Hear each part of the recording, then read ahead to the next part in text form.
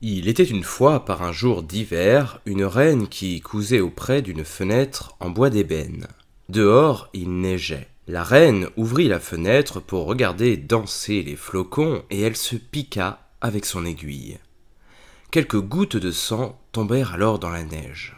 C'était si joli, ce rouge sur ce blanc, que la reine dit « Je voudrais un enfant qui ait la peau blanche comme la neige, les lèvres et les joues comme le sang, et les cheveux noirs, comme l'ébène de la fenêtre. » Quelque temps après, elle mit au monde une petite fille qui avait la peau blanche comme la neige, les lèvres et les joues rouges comme le sang, et les cheveux noirs comme l'ébène. On l'appela Blanche-Neige.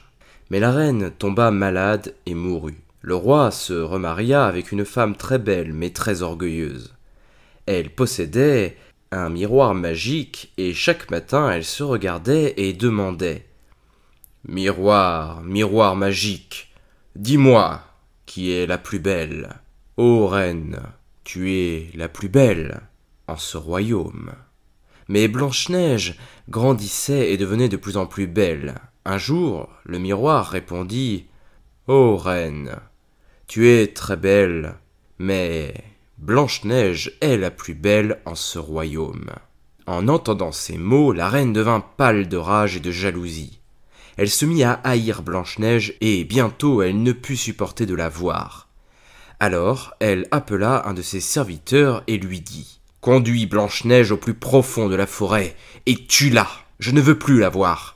Pour preuve de sa mort, rapporte-moi son cœur. » Le serviteur obéit et il emmena Blanche-Neige au plus profond de la forêt. Mais quand il tira son couteau de chasse, Blanche-Neige se mit à pleurer. « Laisse-moi la vie, lui dit-elle.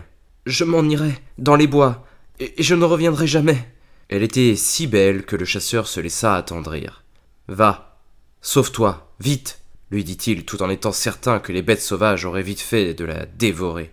Il transperça d'une flèche une biche et prit son cœur pour le rapporter à la reine. Blanche-Neige resta seule dans la forêt. Elle se mit à marcher, marcher. Autour d'elle, il y avait toutes sortes de bêtes sauvages, mais aucune ne lui fit du mal. Elle arriva enfin à une petite maison où il n'y avait personne. Ses petits pieds n'avaient plus la force de marcher, alors elle entra dans la maison pour se reposer. À l'intérieur, tout était propre et bien rangé. Sur la table, il y avait 7 petites assiettes, avec 7 petits couverts, 7 petits verres remplis de vin et 7 petits pains. Comme elle avait très faim, elle mangea un petit bout de chaque pain. Et comme elle avait très soif, elle but une gorgée de vin dans chaque verre. Le long du mur étaient alignés 7 petits lits. Elle les essaya l'un après l'autre. Ils étaient trop longs ou trop courts, mais le dernier se trouva juste à sa taille. Elle s'y coucha et s'endormit. Quelques instants plus tard arrivèrent les maîtres de la maison. C'étaient 7 nains qui travaillaient à chercher de l'or dans la montagne. Ils allumèrent leurs 7 lampes et virent que tout n'était pas comme ils l'avaient laissé. Le premier dit « Qui s'est assis sur ma chaise ?» Le deuxième « Qui a mangé dans mon assiette ?» Le troisième « Qui a pris un morceau de mon pain ?»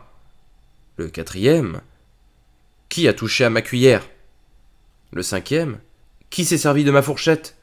Le sixième « Qui a coupé avec mon couteau ?» Le septième « Qui a bu dans mon verre ?»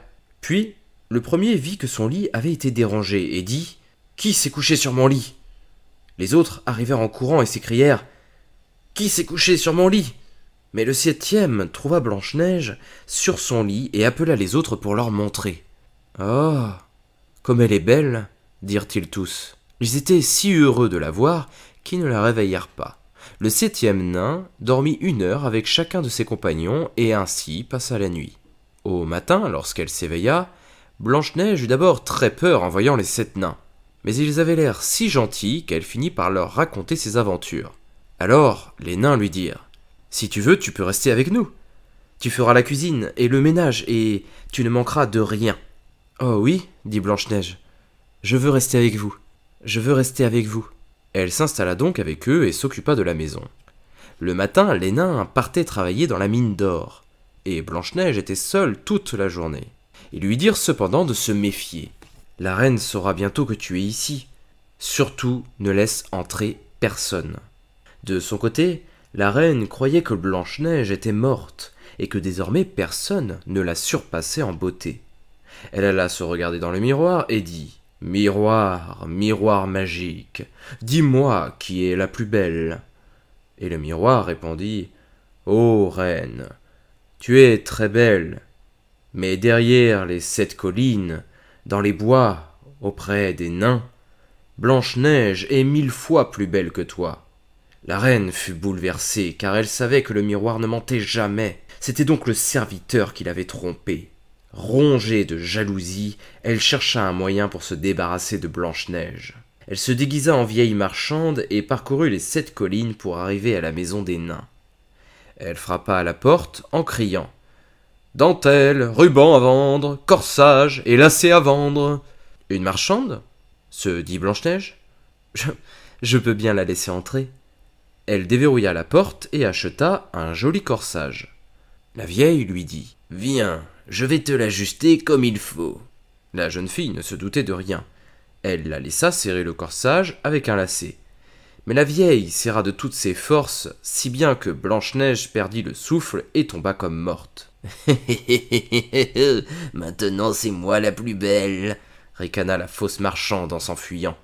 Peu de temps après, les nains arrivèrent et trouvèrent Blanche-Neige inanimée. Effrayés, ils la soulevèrent et virent que le lacet était trop serré. Ils se dépêchèrent de le couper, et elle recommença à respirer, doucement. Puis elle reprit conscience. Quand ils surent ce qui s'était passé, ils lui dirent « Bien sûr, cette marchande, c'était la reine, elle-même. Sois très prudente, ne laisse entrer personne quand tu es seule. » Dès son retour, la reine se précipita vers son miroir et lui demanda « Miroir, miroir magique, qui est la plus belle ?» Et le miroir répondit « Ô reine, tu es très belle, mais derrière les 7 collines, dans les bois, auprès des nains, Blanche-Neige est 1000 fois plus belle que toi. » Le cœur de la reine s'arrêta de battre quand elle entendit ces mots. Elle comprit que Blanche-Neige était toujours vivante, et se dit « Je vais trouver un autre moyen pour la faire disparaître à jamais. » Comme elle était sorcière, elle empoisonna un peigne. Puis, elle prit l'apparence d'une vieille femme. Elle retourna à la maison des nains et frappa à la porte. Blanche-Neige regarda par la fenêtre et dit « Passez votre chemin, madame, je ne dois ouvrir à personne. »« Tu peux tout de même regarder, » dit la vieille. « Vois ce joli peigne. Viens, je vais te peigner. » Blanche-Neige se pencha à la fenêtre et se laissa faire. Dès que le peigne toucha ses cheveux, elle tomba sans connaissance. « C'en est fini de ta beauté. Enfin !» dit la reine en s'en allant. Quand les nains virent Blanche-Neige comme morte par terre, ils pensèrent tout de suite à la méchante reine, et cherchèrent ce qu'elle avait fait à leur amie. Ils trouvèrent le peigne, le retirèrent, et aussitôt, Blanche-Neige revint à elle. Ils lui recommandèrent une fois de plus de se méfier. Rentrée chez elle, la reine se regarda dans le miroir et lui demanda « Miroir, miroir magique, qui est la plus belle ?» Et le miroir répondit « Ô reine, tu es très belle, mais derrière les 7 collines, dans les bois, auprès des nains, Blanche-Neige est 1000 fois plus belle que toi. » Quand la reine entendit ces mots, tout son corps se mit à trembler de rage, et elle s'écria « Blanche-Neige mourra, même si je dois en mourir moi aussi. » La reine se retira dans sa chambre secrète et empoisonna une pomme. C'était une jolie pomme blanche d'un côté et rouge de l'autre, et si appétissante que rien qu'à la voir on avait envie d'y mordre. Mais il suffisait d'en avaler un petit bout pour mourir. Puis la reine se maquilla et se déguisa en une paysanne. Elle parcourut les 7 collines et arriva à la maison des nains. Elle frappa à la porte, mais Blanche-Neige, en se penchant à la fenêtre, lui dit « Je ne peux laisser entrer personne, les 7 nains me l'ont interdit. »« Tant pis, » dit la vieille femme. « J'irai vendre mes pommes ailleurs. Mais tu es si mignonne, laisse-moi t'en offrir une. »« Non, dit Blanche-Neige, je ne dois rien accepter. »« Petite sotte, » s'écria la vieille. « De quoi as-tu peur? Tu crains qu'elle ne soit empoisonnée? Regarde, je la coupe en 2, j'en mange une moitié, et toi, l'autre. La méchante reine se mit à manger la moitié blanche, qui n'était pas empoisonnée, et tendit la moitié rouge à Blanche-Neige. La pauvre petite avait très envie de cette pomme, et voyant que la vieille en mangeait, elle ne résista plus. Elle tendit la main, prit la moitié rouge et croqua une bouchée. Elle tomba aussitôt sur le sol, morte. La reine la regarda avec une joie méchante et ricana. « Cette fois, les nains ne pourront pas te sauver !» Elle se dépêcha de rentrer chez elle pour demander au miroir. « Miroir, miroir magique, qui est la plus belle ?» Le miroir répondit. « Ô reine, tu es la plus belle en ce royaume. » Et son cœur jaloux fut heureux, pour autant qu'un cœur jaloux puisse être heureux. Quand les nains rentrèrent chez eux, ils trouvèrent Blanche-Neige par terre, inanimée. Vite, ils la soulevèrent, desserrèrent son corsage, coiffèrent ses cheveux, lui lavèrent le visage avec de l'eau, lui firent respirer du vin, mais rien n'y fit. La pauvre petite était bien morte. Ils la pleurèrent 3 jours durant et se préparèrent à l'enterrer. Mais son visage était beau comme celui d'un être vivant, et ses joues restaient rouges. Alors ils se dirent « Ce n'est pas possible de la mettre dans la terre froide et noire. » Ils fabriquèrent un cercueil de verre qui permettait de la voir par transparence. La placèrent à l'intérieur et écrivirent dessus en lettres d'or « Princesse Blanche-Neige ». Ils portèrent le cercueil en haut de la montagne et chaque jour l'un d'eux montait la garde près de lui. Les oiseaux vinrent aussi et pleurèrent sur Blanche-Neige. D'abord un hibou, puis un corbeau, puis une colombe. Blanche-Neige resta longtemps dans son cercueil de verre, toujours aussi jolie. Avec sa peau blanche comme la neige, ses lèvres et ses joues rouges comme le sang, et ses cheveux noirs comme l'ébène, elle semblait dormir. Un jour, un prince qui était en voyage s'arrêta chez les nains pour y passer la nuit. Il vit le cercueil et les mots en lettres d'or. Il dit aux nains « La princesse Blanche-Neige est si belle que je veux la voir toujours près de moi. Dites-moi ce que vous voulez en échange de ce cercueil. » « Même pour tout l'or du monde, nous ne voulons pas nous en séparer, répondirent-ils. « Alors, donnez-le-moi pour rien. Je vous en prie, dit le prince, car je ne pourrai plus vivre sans avoir Blanche-Neige près de moi.